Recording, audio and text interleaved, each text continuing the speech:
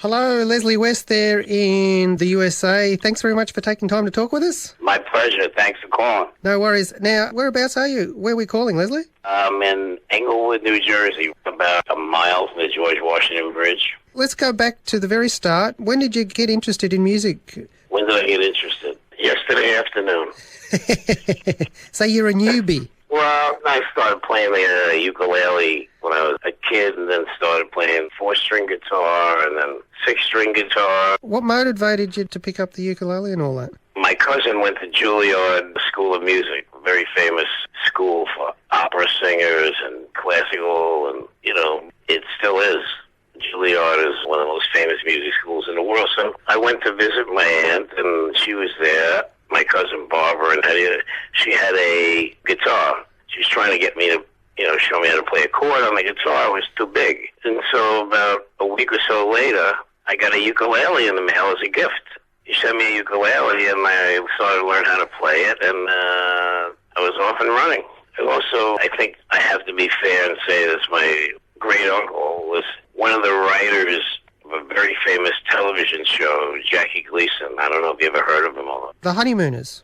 Yeah, well, he also had an hour-long show where he did The Honeymooners, and he had all these characters he did. And my great-uncle was one of the writers on the show, so my grandmother took me to see the show live in New York City, and I was excited to see Jackie Gleason. Unfortunately, the announcer made an announcement that due to the summer, Jackie Gleason would be replaced by Tommy and Jimmy Dorsey Orchestra. And I started really getting upset. I didn't know who they were. And I think I even started to cry. I want to get out of there. But you couldn't really leave a TV studio then because it was live. And then the announcer said, and tonight's first guest, Elvis Presley. So I got to see Elvis Presley play live, and that sort of locked it in for me. I said, holy shit, I got to learn how to play the guitar. So seeing Elvis on that show was quite something. Where did it go next, Leslie? What did you do? Did you keep practicing and form a band? No, my mother took me to music school, and it was awful because since I played the ukulele, I got a guitar, and I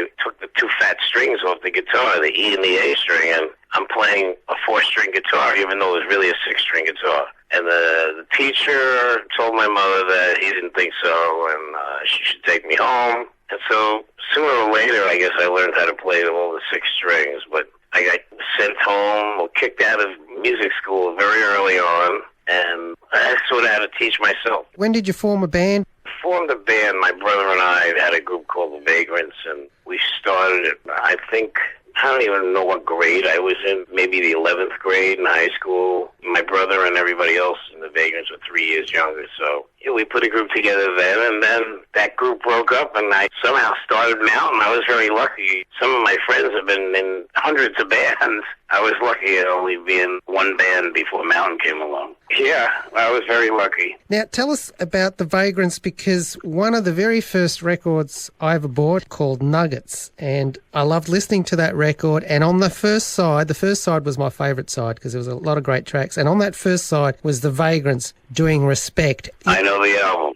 Funny thing was, I was the only song I sang in the Vagrants was Respect. My management was teaching me about soul music and Otis Redding and Wilson Pickett, and I heard the song, and we went into the studio. We went into, actually, Atlantic Records had a studio in New York. We went in and recorded it. We didn't have any original material, and nothing happened with it because whatever managers we had, they put out another song. There was a single on the B-side, and they wanted to promote that. And that's all Atlantic Records, and they cut it with Aretha Franklin, and she had that gigantic hit with it. And so it was one of my regrets that we didn't put that out as a single. But that's good representation of what the band sounded like. That's what we sounded like. No overdubs, no nothing. That was it. Where did you hear the song to record it? Because Aretha hadn't done it yet. No, she put it out after that. Oh, right, okay. Hey, she heard the Vagrants version and she said, I'll do that. No, that wasn't that. No, I think the president of Atlantic Records, Ahmet Ertegun, and Jerry Wexler, they owned the label. It was a really great song for her. And in fact, I think we even did a TV show in Philadelphia once where she was a guest and we were guests. We were just a little, crappy band from New York, but I think she just put out Respect, and we got to meet her. And I even got to meet Otis Redding at Atlantic Records one day. I was getting on the elevator going home from the studio, and the elevator door opened, and there was Otis Redding, and I had just picked up copies of the 45, our version of Respect. And I was like a little kid, man, and I stopped him and said, Mr. Redding, could you sign this? And we did one of your songs. And I wish I had the record now. I don't know where it is. He signed it to Leslie with Respect, Otis Redding. That record is worth a fortune now, Leslie. Dig it up. Well, at least I have it on my wall, if nothing else, but I don't know where it is. Yeah. I got to ask you, was Otis Redding in an Otis elevator? Oh, that's true. Yeah, Otis elevator. I didn't even think of that. Otis like that. Yeah, Otis in the Otis. Very good. I I wish I did. Oh, well, you can use that one. Very true. I didn't realize, we have Otis elevators all over New York. They're all over the world, I think. I guess so, if you got them. At least I got to meet Otis Redding. What ended up happening to the Vagrants? Well, yeah, we broke up, and we didn't have enough songs to do an album. I had met Felix Pappalardi. Because Felix produced one of your singles. Yeah, he produced a single for the Vagrants, and then I ran into him a few years later, and he was going to try to produce an album for us, but he had already started with Cream, and I believe he was going back to England. Maybe Cream broke up already. He was going back to produce an album by Jack Bruce, songs for Taylor, and we went in the studio with Felix, and we didn't have any songs. And so he didn't have the time to sit there and write songs with me and start. So he said, well, if you ever get anything together, give me a call. I said, well, the Vagrants are going to probably have to break up. This was like our last hurrah. He said, well, maybe it's not the worst thing in the world. So I put something together really fast called Mountain with an organ player that played bass pedals and also played the organ and the drummer. And I had a tape I played for Felix, and he liked it enough. And then all of a sudden, we're in the studio, and he's producing my solo album, Leslie West Mountain. And then he played bass on it as well, but then joined the group after that. Leslie, when he produced that single of yours, was that the first time you met him? Yeah, he walked in the studio with his partner, who later became my manager. And then Atlantic Records sent him over. He was like the big protege, big new producer at Atlantic. And so he produced that first song with the Vagrants, and I thought, I like this guy a lot. He played guitar, I played bass. Very helpful, and he knew what he was doing. And so years later, I'm looking at a Cream album, Disraeli Gears, and I see his name on the back of the album, produced by Felix Pappalardi. And I said to my brother, is this the same guy that produced the Vagrants? Because my brother was in the group, too. He said, yeah. I said, well, how come we don't sound like Cream? He says, we suck. We didn't practice enough. So we started practicing, and somehow he got together with Felix, and he heard my first, alignment of Mountain, and he didn't like the drummer. The drummer was like a jazz drummer. The organ player was pretty good. He went on to work with the Pointer Sisters, and really good. His name was Norman Landsberg. So Felix, we didn't have a bass player. So his partner said, well, why don't you try playing the bass? So Felix played the bass. We got another drummer in there and a keyboard player. And we put together my first album, and the album was called Mountain. Leslie West was the name of the group, me and myself. So then we changed it to Mountain and formed a real group. And next thing we knew, we were playing at Woodstock. How did it turn into a group? Did you say we should go out and promote the album? Yeah, we needed to go out and have a band. The album started to take off pretty good. And I had to talk Felix into it. He was a producer. He didn't go on the road. He wasn't ever in a band. So I gave him some kind of bullshit story about why we should be a group. And he joined the group. And luckily, Jimi Hendrix's agent, Ron Terry, was a friend of my manager's. And he was also the one that booked Jimi Hendrix at Woodstock. And so what he did was he sort of said, well, look, if you want Jimi Hendrix, I'd like to add this group that I'm working with called Mountain. So we got on the Woodstock bill. We weren't in the movie. I don't know what happened to the film or something got lost, but we were on one of the Woodstock albums. But that's basically how it started. It was Mountain's fourth show, so not a bad show to be on. It was 500,000 people there or something like that. Yeah, when you talk to people now, it seems like there were 12 million. Everybody said, oh, yeah, I was there. I know everybody wasn't there. It was probably about 400,000, I think. I can tell you I wasn't there. Yeah, I would have seen you. I've heard that they had to helicopter the bands in. We hired our own helicopter. We had played San Francisco and Los Angeles a couple of days before, and we heard about this festival, and we were on so we had to get back, and they closed all the highways, and managers were smart enough to think, well, you know what? The only way we could get in and out of there is we got to hire our own helicopter. And so we left from New York City and took a helicopter up, landed right behind the stage, and we got to play on the Saturday night. It was the nicest night of all 3 nights. It was a beautiful day. The sun was out. You know, it was muddy the first night. I think Sunday, I don't even know what happened Sunday, but so we got to play right as it was getting dark. Well, we went on right after the Grateful Dead and got to stay all night and watch the rest of the groups because the helicopter wouldn't come back at night. There was no lights, and he was worried about, you know, he could crash into the mountains.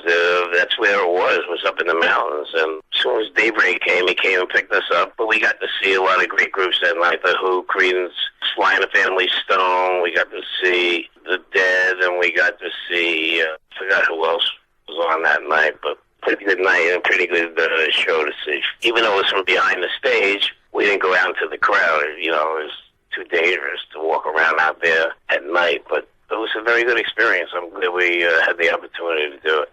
The next day you flew off, so you didn't hang around for the rest? Yeah, we went back home to New York City, and we saw it in the newspapers, and Life magazine had a special edition for it, and it was quite something. Nobody's ever seen anything like that before. It'll be 5 years this summer. They had a 40th anniversary reunion, and on the original site, they built a beautiful amphitheater now, in the same spot where the stage was, the original stage. And I actually got married on stage on the 40th reunion. If you look up Leslie West wedding on the YouTube, you'll see we were playing there that night on the 40th reunion. And my wife Jenny and I got married right in the middle of our show. It's quite something to look at. We got to go back 40 years after, and they built a beautiful, I guess, a Hollywood version of what it would look like, but it's a beautiful theater, and the sound is great, and it's right near where the, maybe 10 feet, the stage was constructed 10 feet from where the original stage was. My wife, we were talking about it, and I said, gee, imagine if we could get married on stage. And I talked to the promoters about it because we had to get their okay, and Justice of the Peace, and there were a lot of other groups on the show. If you look it up on YouTube, you'll see it. Much better you seeing it than me explaining it. It worked out really great. And we had to fly to, I think, Fort Lauderdale the next day to play a show. We were still on tour. And we couldn't take the tour bus. We were in a tour bus. We couldn't get there from Woodstock to Florida overnight. So the president of my guitar company, Dean Guitars, his name is Elliot Rubinson, he lent us his jet, picked us up at Woodstock in the town of Monticello, and flew us down to Florida. So the only way we could get from New York to Florida overnight. And then we had rented equipment down in Florida and played the show, and then flew back, and the bus picked us up to some airport, and we flew back. But it was a busy weekend. Yeah, sounds like it. Getting back to Mountain there, Leslie, one of your most famous songs is Mississippi Queen, and I just want to mention that it's on the film soundtrack, besides being a hit, of course, it's on the film soundtrack called Vanishing Point, which is a great film. I love that film. Well, you know, the thing about that movie was the first time they ever used real rock songs for soundtrack. Delaney and Bonnie were in that movie also, and before that, I don't think they had real rock songs from records that, you know, were made. So, and in fact, 2 years ago, they remastered it, and I went in for interviews. They interviewed everybody they could that was in the movie or had something to do with the movie. It's a good story with this guy running all over the country, being guided by a radio guy where the cops were. And they played Mississippi Queen when this girl was on his motorcycle naked. At least it got a good spot in the movie. That's when people were really watching. Yeah, it was pretty good. West Bruce Laing with Jack Bruce. That happened because Mountain Felix didn't want to go on the road anymore, and I was young and dumb. I wanted to keep going.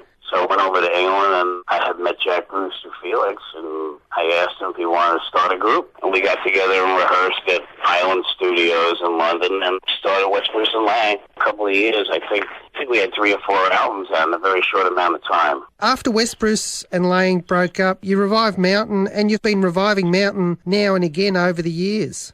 Well, you know, I didn't want to revive it then, but somehow we did. And after Felix was killed, shot and killed by his wife, we started, Corky and I, my drummer, Corky Lang, we kept going. And I'd say 2 years ago, we were going to do our last show in Mississippi at the Hard Rock Casino. And I had this terrible pain in my leg, and it turned into a blood clot, and I had to cancel the show and went in the hospital, and it was going to be Mountain's last show. We never got to play it, and of course, they had to amputate my leg. And I had just finished a solo album called Unusual Suspects before that happened.